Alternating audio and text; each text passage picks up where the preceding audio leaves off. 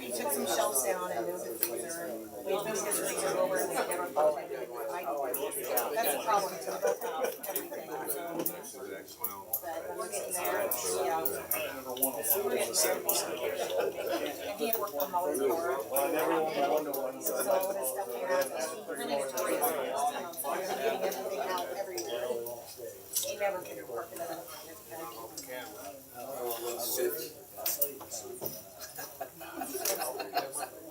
So, walk to call the meeting to order. The Open Meetings Act is posted on the wall in the room.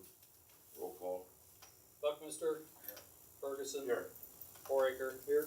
Castor. Frank Killingsworth. Here. Kenny Killingsworth. Layden.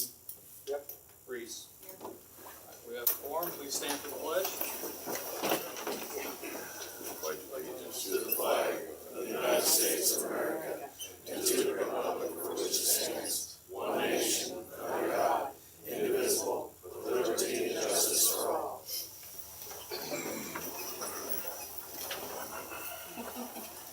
No routine business. We're going to old business discussion and act resolution considering a non-union wage scales and benefits for the fiscal year 26, 27, and 28. All right, Mayor, can I have the floor? I'd like to speak about the wage process for our management staff. What has happened to date feels unacceptable for any city government. I want to be clear, this special meeting was not called to have a bunch of back and forth debate. It's called by the mayor on behalf of the city administrator so we can address the breakdown in the wage setting process, determine a path forward, and restore fairness and stability. The negotiation committees for employees' wage reviews were created by ordinance to avoid exactly this kind of political back and forth and to ensure wages are negotiated in good faith using data, structure, and a fair process. 4 council members were appointed to each of the separate negotiation committees: CWA, IUE, IBEW, and the management. All members of the council served on at least one of those committees. The union negotiation committees met. Committees reviewed the same wage study information that was provided to the non-union negotiating committee. The council members on the negotiating committees did not revise any proposed wages of the union positions, passed all union CBAs unanimously without any objection. But things went differently for the management team. The non-union negotiating committee met. 2 of the 4 members of that original appointment did not attend the meeting. The mayor then appointed new members. That committee met. All members of that committee met.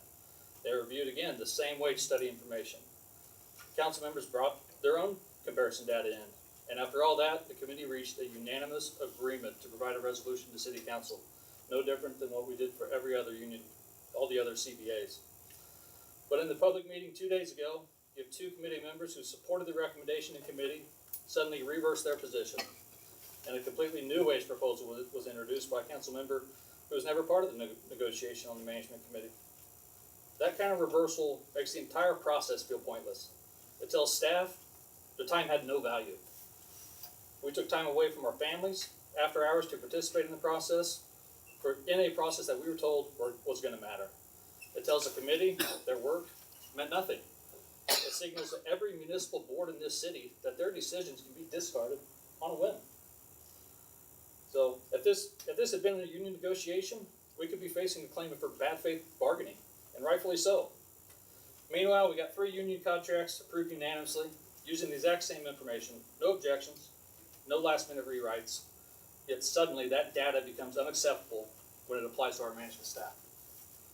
That inconsistency is destabilizing. It sends a message that decisions are political, they're discriminatory, and they're not factual.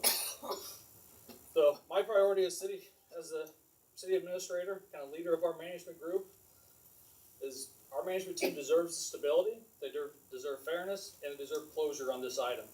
They deserve the same respect and process afforded by the city code, afforded by the mayor's authority within the city code to appoint those committees, and the same process all other city employees received through the other union negotiations. Our management team showed up, we participated, we negotiated, we spent time away from our families, and most importantly, we operated in good faith. So, Dragging this wage restructuring out any further continues to destabilize departments, it demoralizes staff, and it undermines the trust in our governing body. It's time that we finalize it and we move forward. So with that, I have a few proposals to go through, and I will hand them to council. And then you guys can decide what to do with them.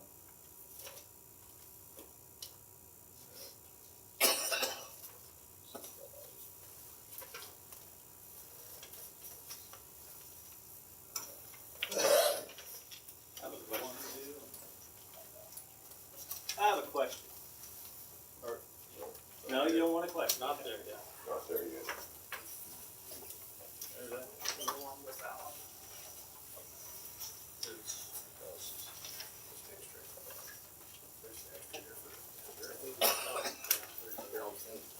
was back, I think.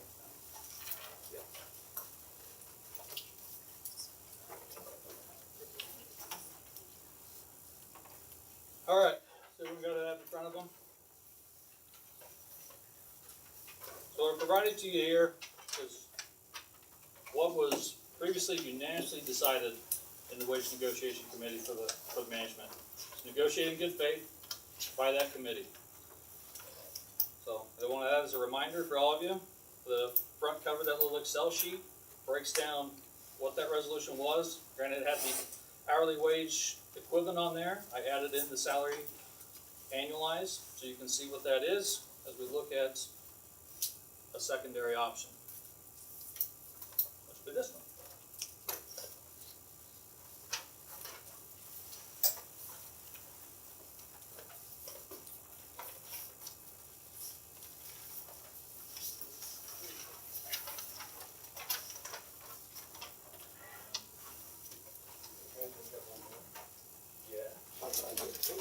I did, so. I'm sorry, Gary. You're all right. Alright. This other option is what Councilmember Foraker had presented to the council. 4 members of the council seem to like that. That motion failed. So I bring that back to the committee, or back to, I guess, council at this point in time, being the committee, with a couple caveats. We accept the wages that are presented before, that Councilperson Foraker submitted, but all salaried employees get extra compensation as a premium rate equivalent to 1.5 times the hours for excess hours beyond the base 40. That's it. It's allowed by the CFR to provide exempt employees that. And you'll see a breakdown of what that would be, the wages that proposed by Sean on that Excel cover sheet, the fiscal year base salary, what the overtime or what this premium pay would essentially be based upon our 2025 fiscal year data of city admin working 518 hours in excess, utility superintendent 498 hours, and our chief of police 177. I put it on those 3 because those are the 3 that got excluded from the original resolution. So I didn't break out the extra hours for deputy clerk, deputy treasurer. Granted, they're gonna be probably somewhere between 40 and 45. So that base would increase under that scenario. So if you look back at the first one, kind of what I want to explain with that is that data use comparables. If you go through and all the hours, all the excess work that we do, we average all that extra. Divide that out, our wage significantly decreases. Significantly decreases. I'm well under $30 an hour when I work. You know, Trevor's probably the same. Chief of police, pretty close.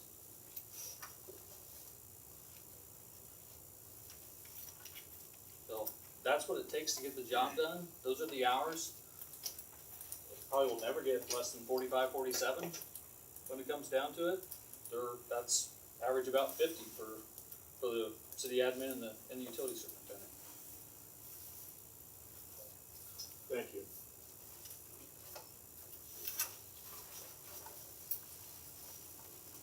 So we don't really have a committee, or I think the committee's null and void at this point in time.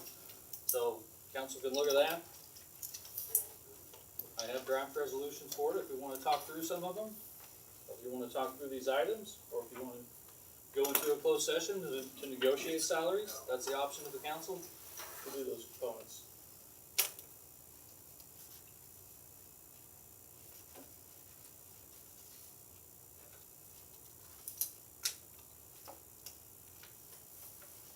Well, we were back with what was suggested in the 17th meeting with the adjusted scale, not including the overtime, then actually it's a lot less expensive with what we negotiated and we told over for so many hours, and which was originally proposed on the 3rd.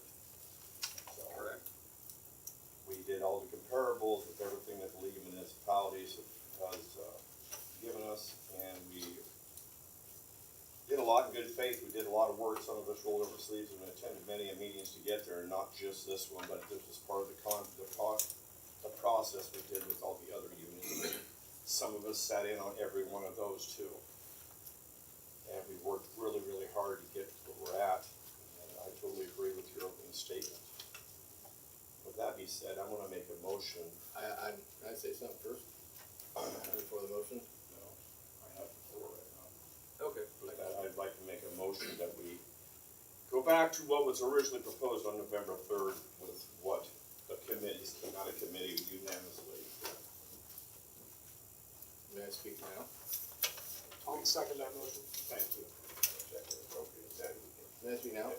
So I've been told that committee members don't show up to meetings sometime, or don't show up at all. Well, I do have a job where I have to work, and I can't just leave that job. So I was on that first committee, and I said, call me. I would do it on the phone. Did I receive a phone call on that one? But Derek was there at that meeting, because I wasn't there. You can make a phone call and I can talk over the phone, but I had no voice in that.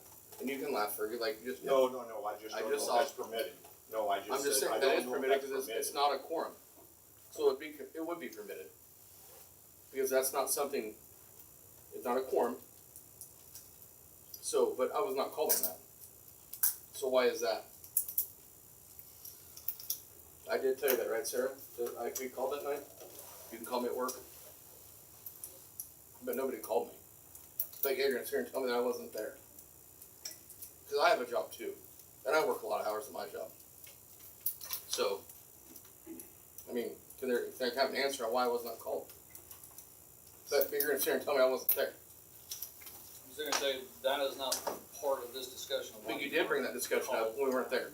That discussion was brought up. You said I wasn't at that meeting. Did you not, Anthony? This is not on topic. How is it not on topic? How is that not on topic? You are the one that brought it up. You said in your opening statements that council members were on those committee meetings. So how is that not on topic? How is that not on We do topic? not operate committees by phone. Is there a law that you can't? Lasted 3 hours, were you big? Yes, I would've been fine. You're gonna be on the Yes. phone for 3 hours? Didn't anybody call me and ask me if I could be on the phone for 3 hours? No. But I'm gonna get chastised for not being there, and the public here sees that I was not there, and you're gonna say that. Well, I But you think you've more than cleared it up. It was, maybe you should have been called, nobody knew, so. People did know.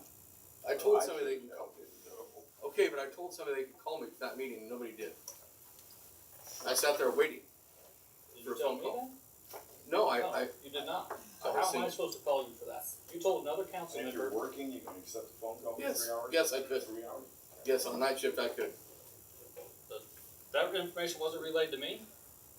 It was, I represent the management committee, or the management team in that committee. The council represents the council. It's not my obligation. Okay. Fair enough. At least you cleared it up on why you didn't work there, and it was a good excuse as far as I'm concerned. Yep.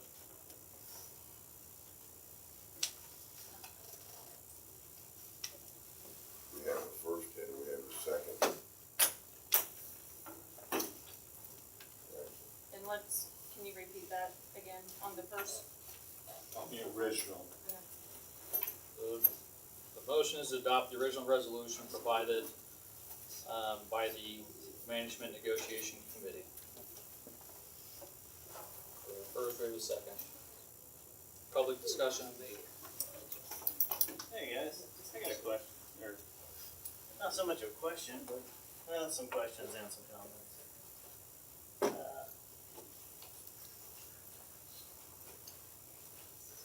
My name's Mark Lowe. I'm at 4 St. Mary's Avenue. I pretty much know everybody here. So I feel like there's a rush to get this pushed through, and I got it. I understand. You know, you guys all work pretty dang hard. All right. I don't feel like this is something we should rush. There was a benchmark done, correct? And everybody on this council's seen that benchmark in its entirety, correct? I'm looking at y'all. Did you see it? No. About you? I just saw the paper in my profile that I had. Alright. So there's some information out there that is not privy to everybody. Did you see all of it in its entirety? The benchmark? The benchmark. What benchmark are you talking I about? don't know, it's the benchmark that covers the. Well, we the had to multiple- have the negotiations Hang on one done with the second. unions. Wait, hang on one You second. were asking me about, 1 second, please. The benchmark about all the municipalities that you guys studied to decide what the wage should be, correct? I was not negotiating, please, so I've never seen anything. How are you guys supposed to vote on something That was if you the don't committee have that all? did all that. We had two separate committees that went through Yeah, all but we that. got several council members here that should be privy to that information. I mean, it's a pretty important vote. That means all 8 of us have to be, 8 of them have to be here. They can't be at a separate, it has to be at a meeting with it. I'm just That simply ain't the way saying that committees work. I don't think it's great that Sean Foyk or Frank or Sarah should have to vote on something they don't know a whole lot about. They passed 2 others the same way. Hey, you're not part of a union. I'm sorry. I'm sorry you're not. I mean, if you were part of a union, it'd probably be a lot easier for you. But I'm just simply saying, we're rushing it. I don't think we should. I think there's information that should be shared across y'all. I think you all can get together and really make good things happen for Fall City, provided that you work together. And there's clearly a divide. Now, I'm not sure what it's gonna take to get you guys to agree on something. Maybe this wage, I don't know. But I don't know if this is the right direction. That opening statement, you took some time into that, I see. Frank had a good point. Alright, does anybody know, can you call in and talk about things on committees such as that? Does anybody know that? Committees can do whatever. There's no real process for a committee besides what rules and procedures that the council makes. Well, if it was such an important vote, perhaps maybe, Maybe You it was guys my could bad talk. I didn't tell Anthony. That maybe was, so, but you shouldn't be raked across the coals for it either. hang on a second, in rebuttal didn't about bring me rushing, all this Hold on information, that. Okay. all this information was gathered, we have to have negotiations in a certain time to fall into our budget guidelines, which were due October 1st. We can't get our budget complete unless we know what the percentage of raises is gonna be with the unions. And that was part 4 of it, so it's negotiated, union by union. And then we got to that, that was all passed through this council, and the wage studies were done, and everything was there and was presented. And then we had the subcommittee meetings to finalize negotiations, because they have the right to negotiate just like the unions, because they fall under the same benefit program as the unions do. I agree. We've operated like this for 20 years that we've had unions, and so every 3 years we do this, so we don't have to do it every year, and then the unions come on, and we treat the administration with the same kind of negotiations that we do with the unions. Sitting where you guys are sitting, I got it. There's processes, completely And so understand that process is followed this year. But sitting where I'm sitting, you got all these citizens here in Fall City, and you gotta go back to your wards, and you gotta talk to them, and you gotta make it make sense to them. Alright? I've seen lots of raises, alright? None like this in my adult life. Just make it make sense. If it's a good product, it'll sell itself. Alright? I'm not here to discuss whether or not Anthony deserves that, or Jamie Baker deserves, I'm not here for that. I'm just simply saying, you gotta make it make sense to me. Like, maybe he's worth that. Maybe he's not. I don't know. Make it make sense to all of us. Does that make sense? Alright. That's all I got. Thanks, Thank you. guys. Appreciate your time.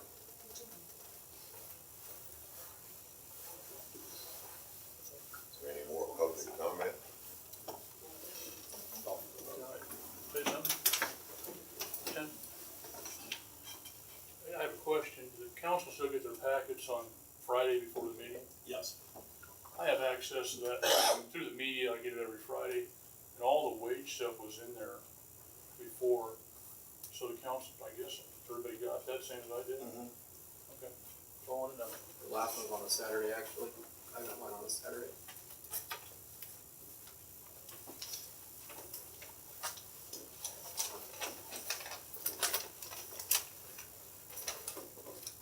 My name is Becky Luttrell, and I just have a few things I'd like to read. And I just want to start by saying I know none of you will be taking these issues lightly, as it will affect all of us for years to come.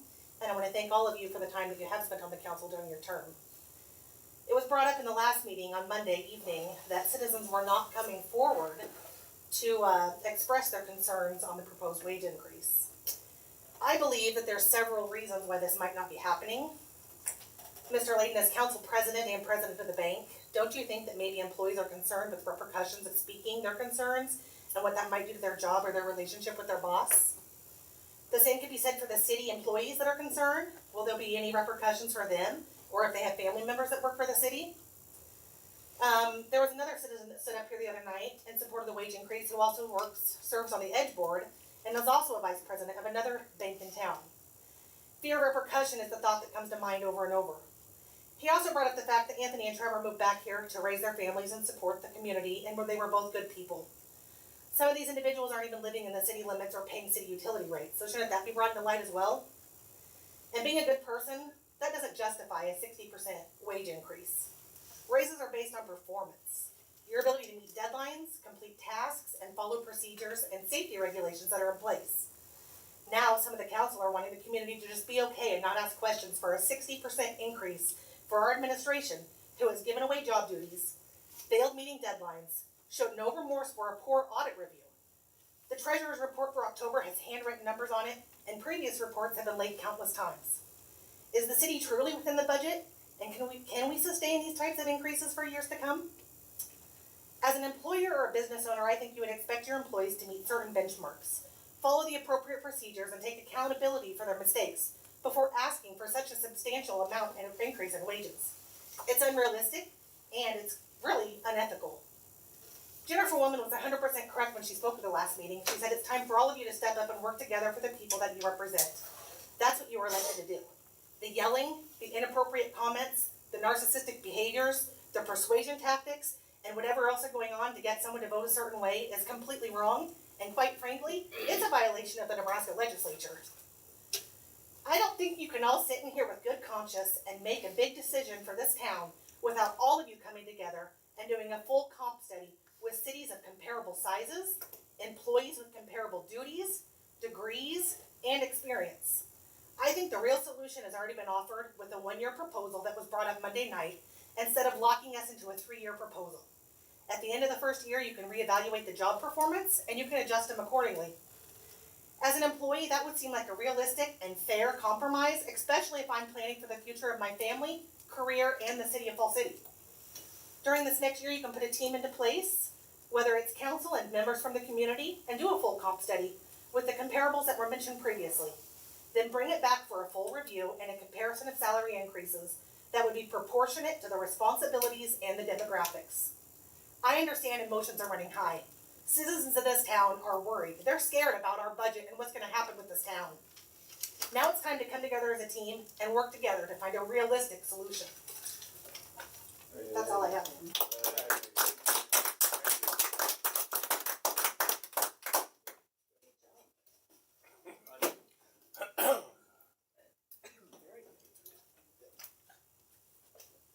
Benchmarks, and so I just wanted to make sure that everybody, mostly the audience, I think the council people know, as a former council person, the committees are volunteer. The committees, the subcommittees are the council people who volunteer for those committees. So you don't have to serve on those are volunteer. Secondly is everything that you guys are saying, correct, agreed. The comparisons are presented during the subcommittees. That's all done. It is done, and it has been done, and sound like proposed and passed in the subcommittee, not at the city council meeting. All this is done with all the employees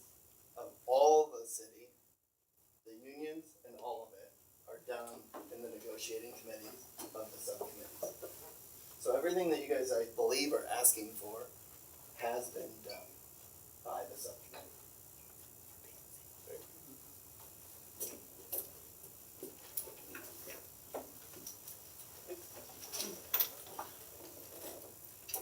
Kevin Malone.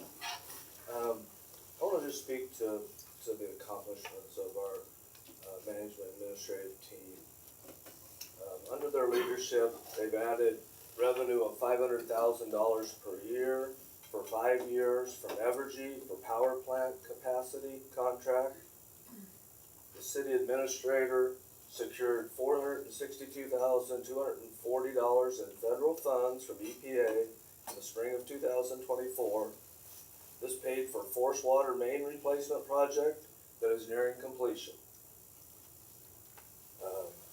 The city received $15 million from the state for transmission line project.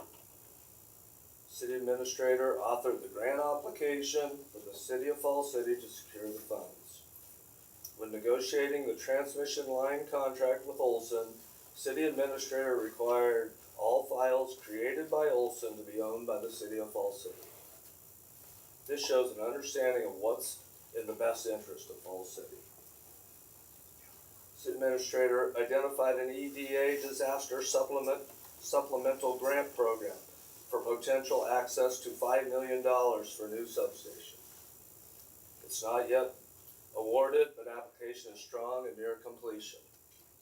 If awarded, this project would bring total dollars secured to $23 million. We are working with SEND to submit the application by the end of the year. I'll repeat what I said Monday night. We have a young, talented, progressive leadership team that wants to live and raise their family in Falls City just like all the rest of us do. We are working on a potential project that would be the largest new investment in Nebraska history. Let me repeat that. We are working on a potential project that would be the largest new investment in Nebraska's history. They are here and talking to us because of our leadership team of Anthony, Trevor, and Lucas. Let's let them finish the job. As you treated union members, let's treat all non-union members with comparable and fair wages. Thank you very much. Thank you.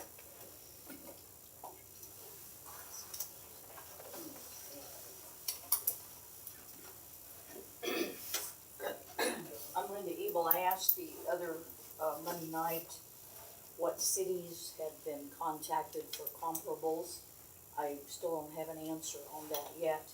The other thing was, I wonder what questions were asked of these cities that were contacted. Salary comps require more than just wages. It talks about what the experience is, it talks about benefits, it talks about job duties. All of those things need to be put in written form with written responses back from comparable cities.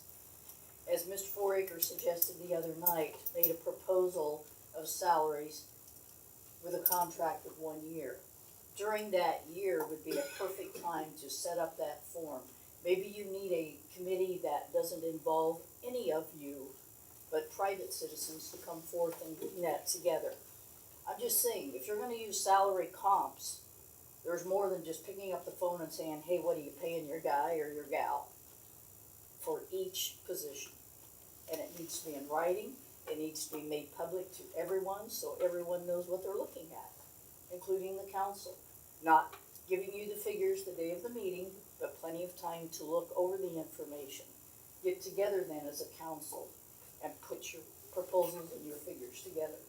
But you cannot do a salary comp by over the phone, nor can you depend on one person to do it. Thank you.